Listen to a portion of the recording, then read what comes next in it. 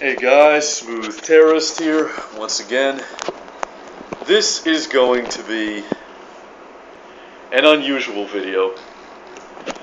It may end up being my most controversial video to date, but I can't shy away from it. I feel like I have a duty to make this video.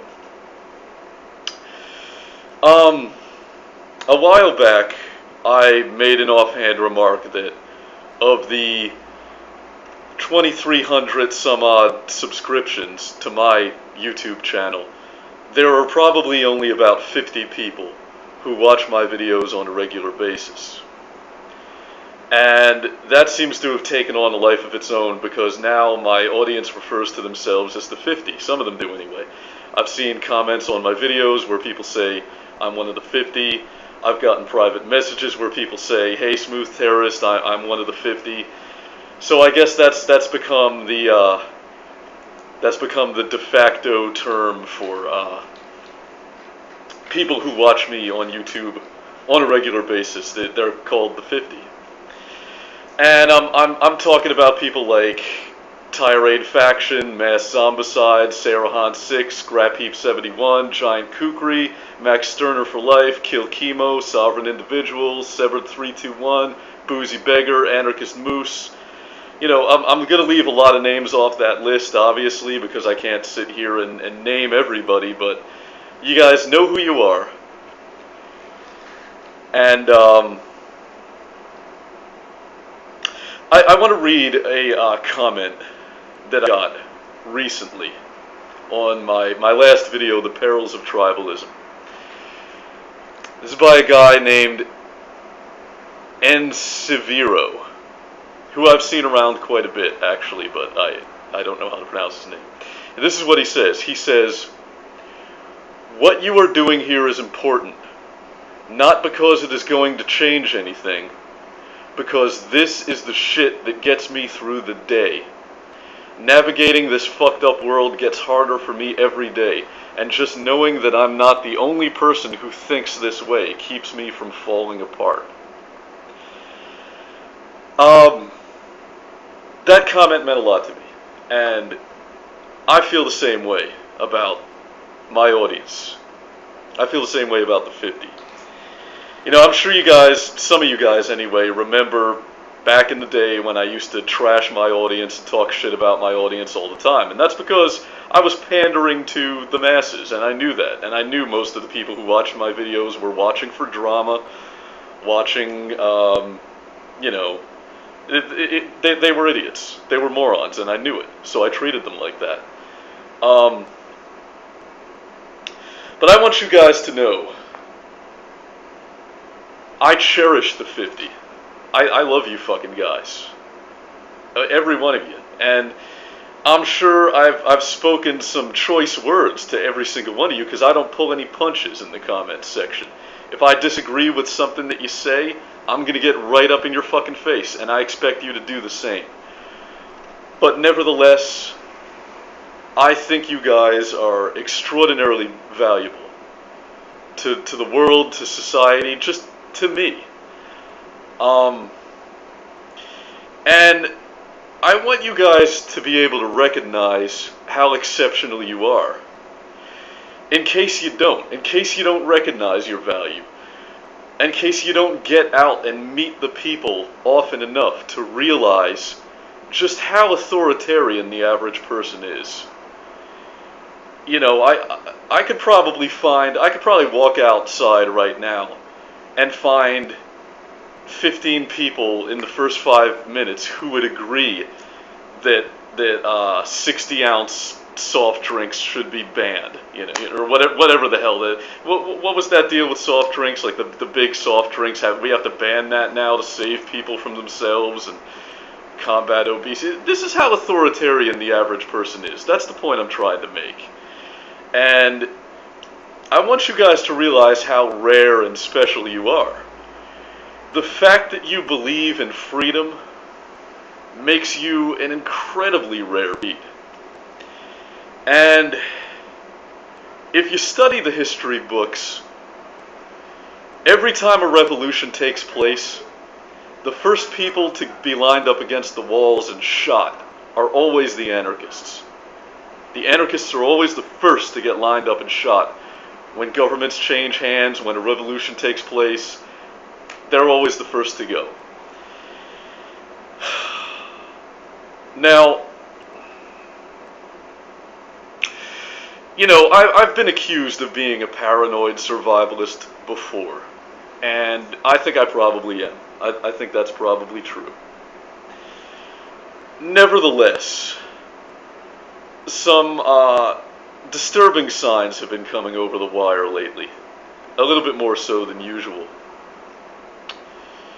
For one thing, let's talk Turkey about the economy for just 1 minute. A lot of people in America seem to be in denial about the fact that the economy is going to come back. They seem to think that we're going to climb back out of this recession, and it's just not going to happen. There's no production industry left in the United States. We're a service economy, and all the service jobs are going to India, China, and so forth. Our government has been bought lock, stock, and barrel by the financial industry and the insurance industry. And for one thing, a record drought has wiped out corn and soybean crops in the Midwest, and the U.S. Department of Agriculture estimates that by the beginning of year 2013, food prices are going to go up by fully 5%, which, to put that in simple terms, means that you're going to be eating 5% less food than you are this year. And that is probably going to continue. The economy isn't coming back. Don't allow yourself to go into denial about that. The United States has turned a corner, and there's no turning back. We're just not going to be the same country that we were anymore. It can't happen. If you look at the factors in play, it's just impossible for this economy to recover to the way it was before. And the United States government seems to know that, because the military has been training to quell civil unrest in the U.S. The National Guard and Reserve have been training to quell civil unrest, but it's not just them. For the first time in the history of this country, we've got active duty military stationed here for the purpose of quelling civil unrest. I'm not talking about National Guard. I'm talking about battle-hardened veterans of Iraq and Afghanistan who are here, active duty, ready to put an uprising down. And I've spoken to several people in the military, and not that I'm saying everyone in the military shares this view. I know that they don't. But I've spoken to several people in the military who feel that the military's place is to act as police. That they believe that the military is what's standing between order and chaos and rioting in the United States, which basically means that they believe in martial law. They believe that the military is the thin blue line. Now, and by the way, I've got a picture. I'm going to put a link to a picture in the description section of this video that I think tells the whole story, and I'd like you guys to click that picture and take a look at it, just so you can see what it is that I'm talking about. Now, forget about the military.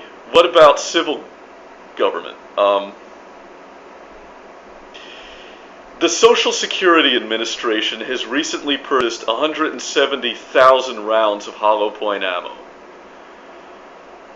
Now, why did they do that? I don't know, guys. They say it's for their law enforcement division to enforce people making false Social Security claims. You know, most branches of the government do have a law enforcement division. The Treasury Department, I'm sure, has one. I know for a fact that the IRS has one. Even organizations that you wouldn't think, like the USDA, the Department of Agriculture, even they have a law enforcement division. So it's not that strange, but it's a little strange. Also, Homeland Security has recently purchased 750 million rounds of ammo. That's 750 million for Homeland Security. Why are they doing this? Guys, I don't know. I could understand why a more paranoid person than myself might assume that maybe they're preparing a mass extermination of political dissidents. But who knows? I think what it comes down to is that people in government, just like people in civil society, have seen the handwriting on the wall. They know that the economy isn't coming back, and they're doing the same thing that citizens are doing. They're prepping. They are prepping. But what they're preparing for is a police state. What they're preparing for is martial law and dictatorship. And we have to prepare for the opposite.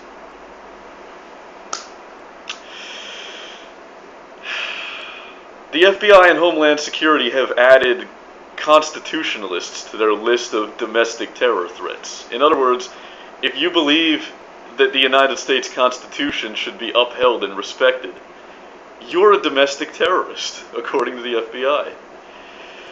I recently heard a story out of Virginia. I'm trying to remember the name of the county, and I can't. It's not coming to me. A Marine veteran by the name of Brandon J. Raub, that's R-A-U-B, was recently seized, is the only word I can think of, since he wasn't read his rights or given an explanation of what charges were being brought against him, what he was being arrested for. He was recently seized by local law enforcement and the FBI for making Facebook posts about revolution, because he's a patriot movement constitutionalist. Now, you know, even a hardcore Nazi like Lee Doran, How the World Works, or even a hardcore authoritarian communist like the Liberal Viewer, even both of those people should be able to agree that while making a death threat against a specific person, like let's say making a death threat against a public figure like a politician, or making death threats against a judge, while that may be a crime, speaking about revolution, even saying that you support the idea of a revolution or that you want there to be a revolution, is constitutionally protected free speech. At least it used to be. Now, Brandon J. Raub apparently was spirited away to a mental asylum. And granted, this is late-breaking news, even in the alternative media, and it hasn't hit the mainstream media yet. So all these, you know, take this with a grain of salt, is what I'm saying. You know, treat this with a little bit of skepticism. Nevertheless, if this story is true, and if these details are accurate, then it would seem that the United States government is using psychology as a tool to quell political dissent, the same way the former Soviet Union did. And that is a very, very troubling sign.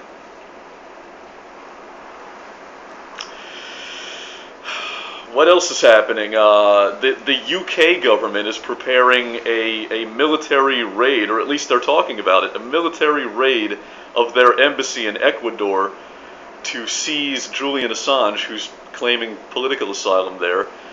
Bradley Manning is being tortured in prison. He's being tortured. You know, guys, and by the way, don't even get me started on domestic spying. I could bring up at least five stories off the top of my head that have to do with that. But most of you guys in the 50 know the score, and I don't have to tell you. Now, you take any one of these things separately, and what does it mean? Well, not much. But when you add them all up, it seems to me like things are about to get ugly. It seems to me like the social contract in the United States is about to disintegrate. I won't mince words. I won't equivocate. And the purpose of this video is that I would like every one of the 50 to be armed. I would like every one of you to arm yourselves with a legally purchased firearm. Now, I know a lot of you aren't comfortable with the idea of owning a firearm, and I know that a lot of you are. But to the ones who aren't, all I want to say is that you don't have to be a gun nut. Now look, let me use myself as an example. People come to anarchism from both sides of the political spectrum. People come to anarchism from the right wing, and people come to anarchism from the left wing. I'm somebody who came from the left. I grew up in New England, guys. There was no gun culture. There was no redneck culture. You know, for a long time, I believed in gun control. I was a liberal.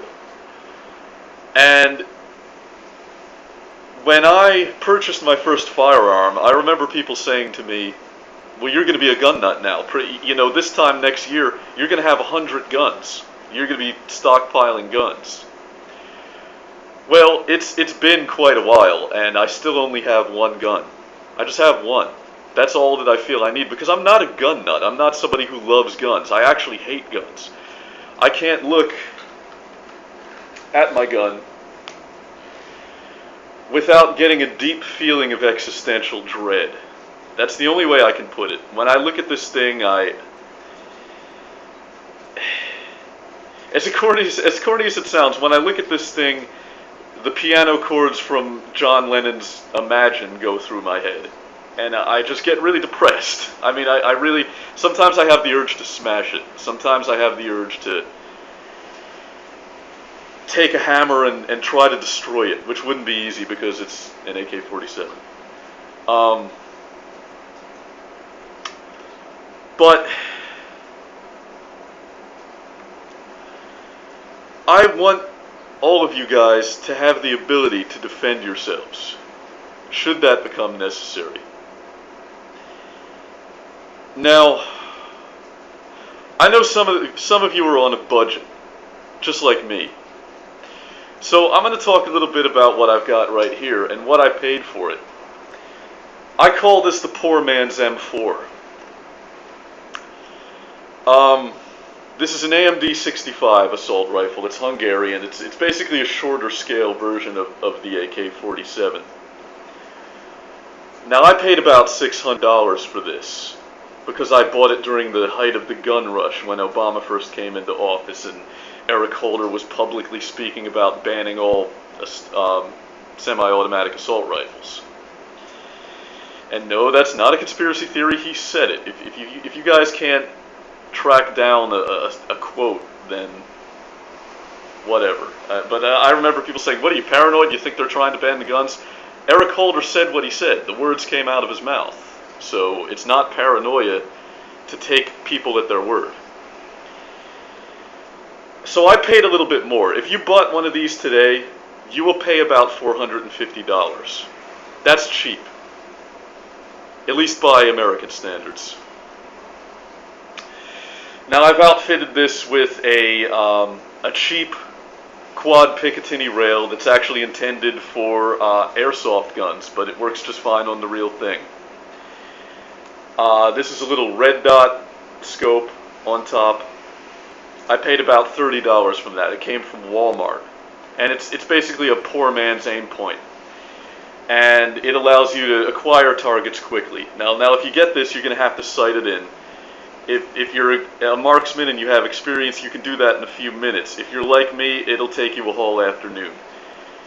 And you'll have to adjust it so that it's sighted in properly. I've got a flashlight on mine. You don't need that. That's because I use this for home defense, and I want to be able to identify targets in case some drunk guy stumbles into my house from the French Quarter thinking that he's entering his own apartment. And he, I mean, it's plausible that somebody could break in here by mistake with so many drunks in the city that I live in. So I want to be able, if it's dark, it's the middle of the night, I like to have a flashlight so that I know who I'm killing.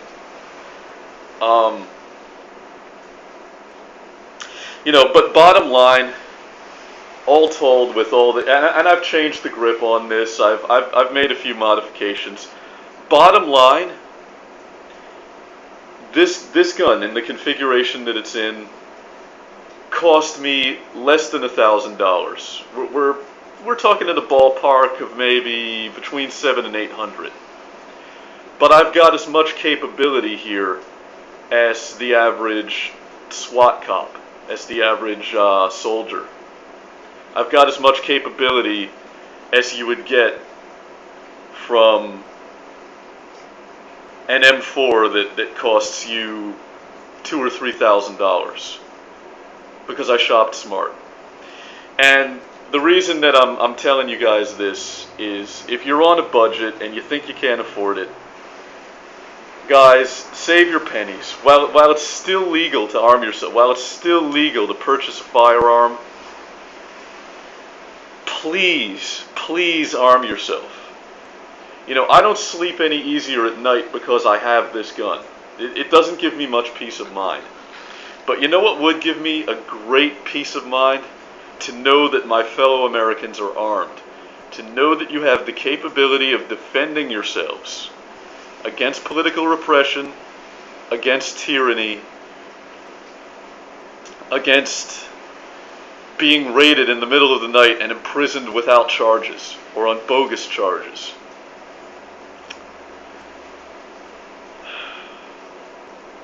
I know guns are unpleasant, and a lot of you guys, the best among you are the people who don't want to have anything to do with them. And I believe that. I think the people who abhor violence are the best people. But there's a biblical verse that says, beat your swords into plowshares and your spears into pruning hooks. And that's basically a way of saying turn your weapons into farming tools. Stop being a warrior, be a farmer.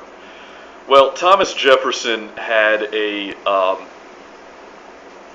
had something to say about that biblical verse. And what Thomas Jefferson said is, those who beat their swords into plowshares will plow for those who don't. In other words, if you turn your weapon into a plow, you're going to be a slave for the people who still have weapons. And they will take the food that you grow. They will take the food that you're plowing. Well, not plow. You don't plow food. You guys know what I'm talking about here. Guys, it's unpleasant. It's the most unpleasant thing about being a human being. Nevertheless, and let's be very clear about what I'm saying here. Am I advocating any kind of violent action? No, I am not. I am not telling you to go out and shoot somebody. Do not go out and shoot somebody. If you're an anarchist like me, then you believe that the only justifiable use of force is in self-defense. And self-defense is not preemption. Self-defense is not getting paranoid and then shooting up a station full of police because you're afraid that they're going to come and get you the next day. That's preemption. That's not self-defense. And I am not suggesting preemption at all. I'm just saying that I want the 50 to be armed. I want my audience to be capable of defending themselves should the need arise. because I think that people who believe in freedom, people who believe in tolerance, people who believe in free speech, you are precious. You're rare and precious gems. And you're too important to the world to allow yourselves to be slaughtered. So this is an appeal to everybody in my audience. Whether you agree with me, or whether you think I'm being paranoid or not, fine. Maybe I'm being paranoid. Fine. Maybe civil unrest and martial law are not just around the corner. It's possible. Maybe the economy's going to come back. Maybe we're going to wake up a few months from now and it'll be like the 1990s again. Everybody has a great job. Everybody's got a good, steady income. Food prices are down. Gas prices are back down. But you know what, guys? Whether you agree with me or not, I'm just making a request. I'm making a very earnest, heartfelt request for you to please arm yourself. It doesn't take much. Put a few dollars away every month out of your paycheck. Just put a little bit aside every month until you've got enough to purchase a firearm. And when you've got it, learn how to use it. Spend a few days at the shooting range. Go through some ammo. Learn how to handle it properly and safely. But please, if you're a member of the 50, and hell, even if you're not, this video can be addressed to the general YouTube audience just as well. I mean, I mostly intend this for my audience, but no matter who you are, please arm yourself. This has been the Smooth Terrorist. And if you enjoyed this video, then download it, re-upload it, mirror it, parody it, make it your own, because the preppers at Google cannot censor me unless you let them. Keep it smooth.